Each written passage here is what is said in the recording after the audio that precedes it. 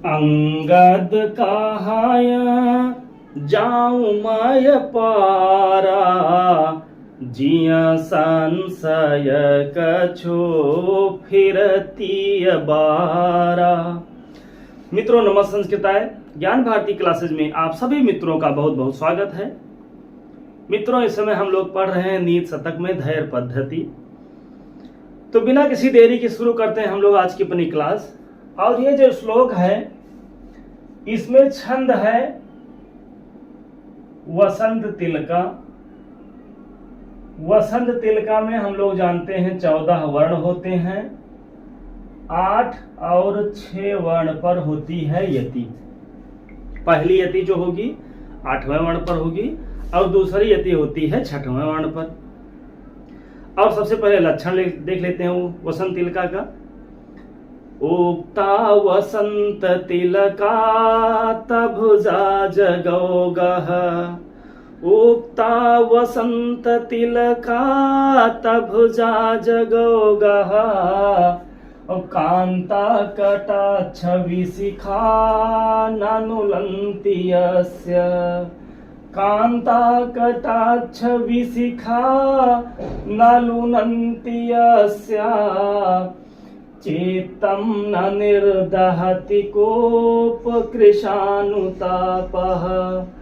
करसन्ति भूरि विषयाश्च न लोभपाशै, लोकत्रयं जयति कृत्स्नमिदं सधीरः, उक्ता वसंत तिलकः तभुजा जगौगः, उक्ता वसंत तिलका तभुजा जगौगः, लोकत्रयं जयति कृत्स्नमिदं सधीरः। भर्तृहरि जी ने कहा कि सह धीरः वह धीर पुरुष लोकत्रयं जयति, वह धीर पुरुष या वही धीर पुरुष तीनों भुवनों को जीत लेता है। और लोकत्रयम कौन? कृत्स्नम इदम। तो इदम कृत्स्नम लोकत्रयम, इस संसार को, इस संपूर्ण संसार को वही धीर पुरुष जयति मतलब जीत लेता है। लोकत्रयं जयति कृत्स्नमिदं सधीरः, वही धीर पुरुष इस पूरे संसार को जीत लेता है। और कौन सा धीर पुरुष? कांता कटाक्ष विशिखा नालुनन्ति यस्य,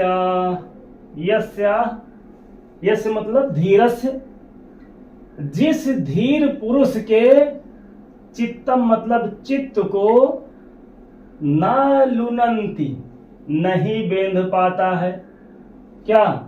कांता कटाक्ष विशिखा, कांता के कटाक्ष रूपी जो बाण है ना, कांता के कटाक्ष रूपी बाण जिस धीर पुरुष के हृदय को, जिस धीर पुरुष के मन को नहीं बेंध पाते हैं, वही धीर पुरुष इस तीनों लोकों को जीत लेता है। तीनों लोकों को वही धीर पुरुष जीत सकता है जिसके चित्त को बेंध नहीं पाते हैं। क्या नहीं बेंध पाते हैं? कांता कटाक्ष विशिखा, कांता के रमणियों के, स्त्रियों के, सुंदरियों के कटाक्ष रूपी बाण जिसके चित्त को, जिसके मन को बेंध नहीं पाते हैं, वही धीर पुरुष इस संसार को जीत लेता है।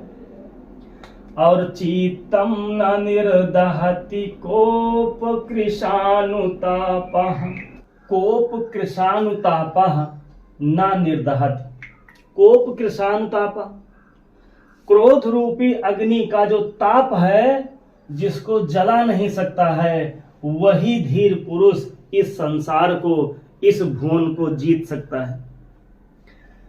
चित्तम न निर्दहति कोप कृशानुतापः, कोप कृशानुतापः, क्रोध रूपी अग्नि का जो ताप है जिसको ना निर्दहति, जिसको दहति ना, जिसको जला नहीं सकता है, वही धीर पुरुष इस संसार को जीत सकता है, इस संसार में विजय प्राप्त कर सकता है।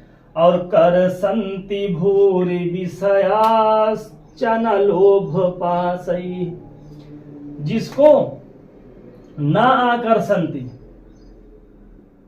जिसको अपने ओर खींच नहीं सकता है, जिसको अपने ओर बांध नहीं सकते हैं, कहां? लोभ पाशई, लोभ पाश में।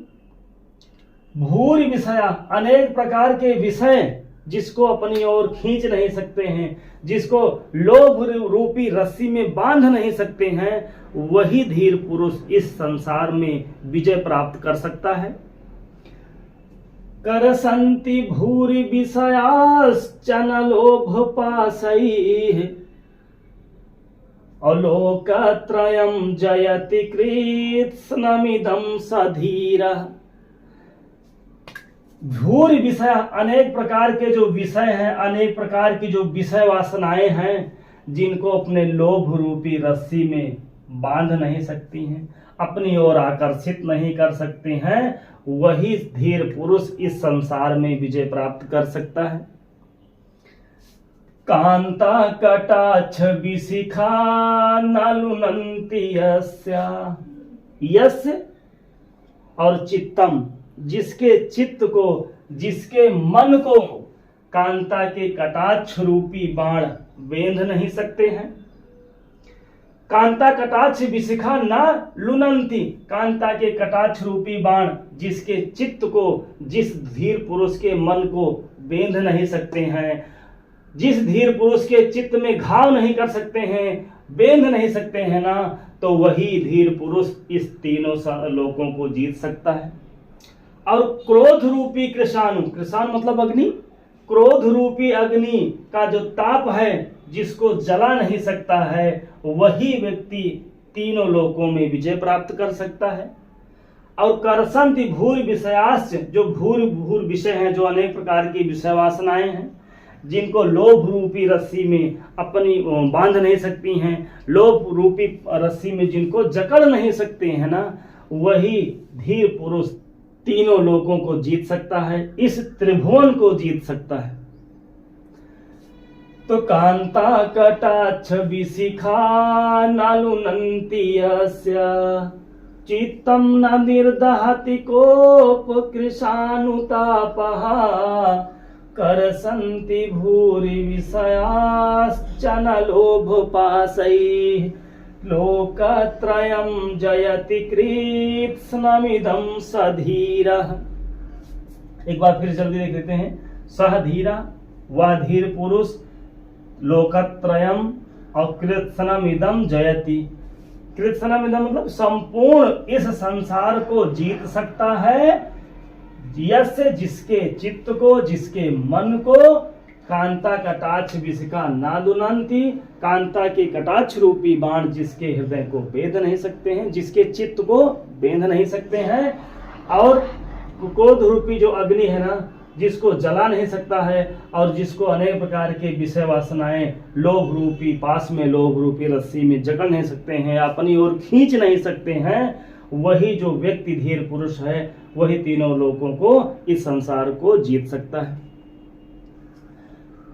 चित्तम में द्वितीय का एक वचन है, चित्त को। निर्दहति में जो क्रिया है वो लटलकार प्रथम पुरुष एक वचन की है। कोप मतलब क्रोध, और कृषाण मतलब अग्नि, और ताप मतलब उसका ताप।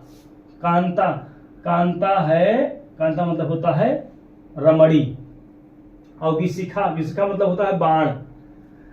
करसंति आकर्षित नहीं करते हैं, खींच नहीं सकते हैं। लोभ पाशई तृतीया का बहुवचन है। भूर विषय मतलब अनेक प्रकार की विषय वासनाएं। त्रयम लोक, तीनों लोगों को जयत मतलब जीत लेता है, जी धातु है। लटलकार प्रथम पुरुष एक वचन की क्रिया है। धीरा मतलब धीर व्यक्ति। कृत्स्नम मतलब होता है संपूर्ण, और इदम मतलब यह। अगला श्लोक हम लोग पढ़ते हैं। इस श्लोक में छंद है उपजाति। उपजाति छंद में होते हैं 11 वर्ण, और ये जो छंद है इंद्र, वज्रा और उपेंद्र वज्रा से मिलकर बना है। एक बार हम लोग उपजात छंद का लक्षण देख लेते हैं। अनंतरोदीरित लक्ष्म भाजो पादौ यदिया उपजाति अस्ता। इंद्र वज्रा का लक्षण स्यादिंद्र वज्रा यदि तो जगौ गहा उपेंद्र वज्रा प्रथमे लघौषा। उपेंद्र वज्रा प्रथमे लघौषा का अर्थ होता है कि उपेंद्र वज्रा का जो पहला वर्ण होगा वो लघु होगा और इंद्र वज्रा का जो पहला वर्ण होता है वो होता है गुरु। तो ये जो चरण है, ये जो पंक्ति है, ये है उपेंद्र वज्रा की, ये भी उपेंद्र वज्रा की, ये भी उपेंद्र वज्रा की। और ये जो चौथी लाइन का जो पहला वर्ण है ये गुरु है, नाधा में जो ना है ये गुरु है, और ये हो गई इंद्र वज्रा की लाइन। तो इंद्र वज्रा और उपेंद्र वज्रा को मिलाकर जो छंद बनता है वो है उपजाति।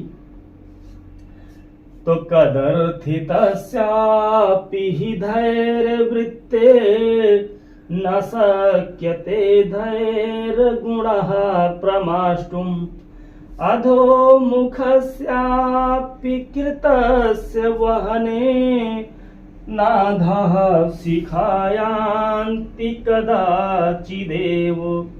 नाधः शिखायान्ति कदाचिदेव। कदर्थितस्यापि हि धैर्यवृत्तेः न शक्यते धैर्यगुणः प्रमाष्टुम्। जो धैर्य वृत्ते हैं उनका धैर्य गुण न प्रमाष्टुम शक्यते। धैर्य वृत्ते धैर्य गुण प्रमाष्टुम न शक्यते। धैर्यशालियों के पास जो धैर्य रूपी गुण है ना उसको कभी भी मिटाया नहीं जा सकता है। धैर्य वृत्ते धैर्यशालियों का जो धैर्य गुण है, जो धैर्य रूपी गुण है ना उसको प्रमराष्टुम ना शक्यते, उसको मिटाया नहीं जा सकता है। कदर्थितस्य अपि कष्ट पड़ने के बाद भी, चाहे जैसी परिस्थिति आ जाए, चाहे उनके पास जितनी मुसीबत आ जाए, चाहे जितना वो कष्ट में पड़े रहें, लेकिन उनके पास जो धैर्य रूपी गुण है ना उस धैर्य रूपी गुण को कोई मिटा नहीं सकता है। कदर्थितस्यापि होने पर भी, कष्ट पड़ने पर भी, चाहे उनके ऊपर जितने भी मुसीबत आ जाए, जितना भी कष्ट पड़े, उसके बाद भी जो धैर्य गुण है ना, धैर्य रूपी गुण है किसका? धैर्य वृत्ते, धैर्यशालियों का। धैर्यशाली लोगों के पास जो धैर्य रूपी गुण है उसको कोई भी चाहे जितना सोचे कि वो कष्ट में है उसको मिटा देंगे, उसके धैर्य रूपी गुण को कोई मिटा नहीं सकता है। कैसे नहीं मिटा सकता है? जैसे अधोमुखस्यापि कृतस्य वहने नाधः शिखायान्ति कदाचिदेव। अधोमुखस्य अपि कृतस्य वहने, अधोमुखस्य अब मतलब नीचे की तरफ मुख कर देने पर, किसका? वहने, जो अग्नि है, अग्नि कोई जल रही है, मान लो किसी लकड़ी में ही अग्नि अगर जल रही है तो अग्नि के मुख को अधोमुखस्य अपि कर देने पर, उसके मुंह को नीचे की तरफ कर देने पर भी जो वहने शिखा है ना, जो अग्नि की शिखा होती है, जो अग्नि की लौ होती है, वो कदाचित एव अधः नायांति, वो कभी भी नीचे की तरफ नहीं जाती है। अगर कोई सोचे कि अगर हम किसी धैर्यशाली के गुण को मिटा दें, अगर वो कष्ट में है तो उसके जो पास धैर्य रूपी गुण है उसको मिटा दें, तो उस धैर्यशाली व्यक्ति के धैर्य रूपी गुण को उसी तरह नहीं मिटा सकते हैं जैसे अगर कहीं अग्नि जल रही है और उस अग्नि के मुख को नीचे कर दिया जाए तो उसकी जो लव होती है वो कभी नीचे की ओर नहीं जाती है, उसकी जो लव है हमेशा ऊपर की तरफ रहती है। इसी तरह से धैर्यशालियों के पास जो धैर्य रूपी गुण है उसको आप मिटा नहीं सकते हैं। तो अधोमुखस्यापि कृतस्य, नीचे की ओर कर देने पर भी जो वहने सीखा है ना वो अधः, वो नीचे की तरफ, कदाचित एवं ना यान्ति, कभी भी उसकी लव नीचे की तरफ नहीं जाएगी, हमेशा ऊपर की तरफ जलेगी। मान लो अग्नि जल रही है, हम लोग ऊपर किए हैं, तो इसकी जो शिखा है ऊपर की तरफ तो जा रही है। अगर कोई ये सोचे कि इसको हम नीचे की तरफ कर दें तो इसकी लव नीचे की तरफ चली जाएगी, ऐसा कभी नहीं हो सकता है। उसी तरह से धैर्यशालियों के गुण को कोई कभी मिटा नहीं सकता है। अधोमुखस्यापि कृतस्य वहने और नाधाः शिखायान्ति कदाचिदेव, कदर्थितस्यापि धैर्यवृत्ते न शक्यते धैर्यगुणः प्रम्राष्टुम्। अधोमुखस्यापि कृतस्य वहने नाधः शिखायान्ति कदाचिदेव। कष्ट पड़ने पर भी, कष्ट से पीड़ित होने के बाद भी जो धैर्य वृत्ते हैं, जिनका व्यवहार है कि हमेशा धैर्य ही धारण करना, धीरज से काम लेना, ऐसे धैर्यशालियों के पास जो धैर्य गुण है, जो धैर्य रूपी गुण है, उसको कभी भी प्रम्राष्टुम ना सकते, कभी भी उसको मिटाया नहीं जा सकता है।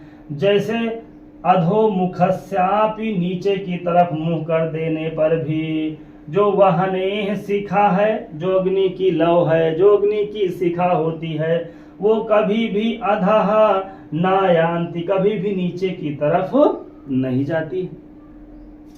कदर्थितस्य अपि में दीर्घ संधि हो जाएगी, कदर्थितस्य धन अपि दीर्घ संधि।